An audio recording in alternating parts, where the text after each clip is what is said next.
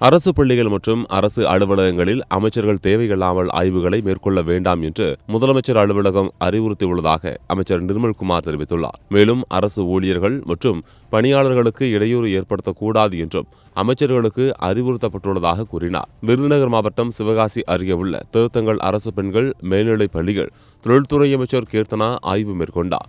அப்போது வகுப்பறைக்குள் சென்று மாணவிகளுடன் உரையாடிய அவர் ஆங்கிலத்தில் சில கேள்விகளை எழுப்பினார்.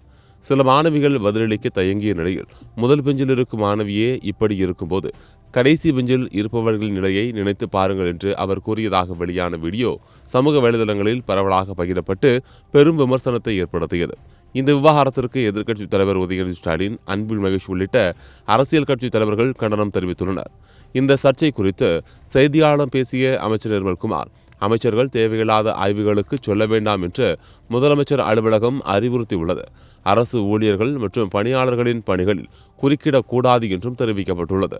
அரசின் முக்கிய நோக்கம் அனைத்து துறைகளிலும் உள்ள குறைகளை சீரமைப்பதாகும்.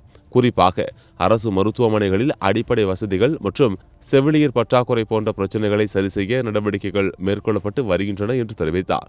தமிழக ஆளுநரின் ஆய்வுகள் குறித்து கேட்கப்பட்ட கேள்விக்கு பதிலளித்த அவர், ஆளுநர் ஆய்வு மேற்கொள்வதால் நிர்வாக ரீதியாக எந்த பயனும் இல்லை.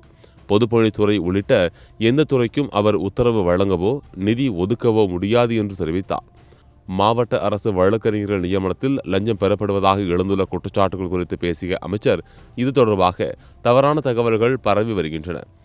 இதுவரை இல்லாத வகையில் அனைத்து நீதிமன்றங்களுக்கும் விண்ணப்பங்கள் பெறப்பட்டு நேற்று முதல் நியமன ஆணைகள் வழங்கப்பட்டு வருகின்றன. மாநிலம் முழுவதும் சுமார் 5000 விண்ணப்பங்கள் பெறப்பட்டுள்ளன. மாவட்ட ஆட்சியர்களின் ஆய்வின் அடிப்படையில் இறுதி முடிவுகள் எடுக்கப்படுகின்றன. நியமனங்களின் முழுமையான வெளிப்படைத்தன்மை கடைபிடிக்கப்படுகிறது. இது தொடர்பாக யாராவது லஞ்சம் வாங்கினால் புகார் அளிக்கலாம். உடனடியாக நடவடிக்கை எடுக்கப்படும் என்று கூறினார்.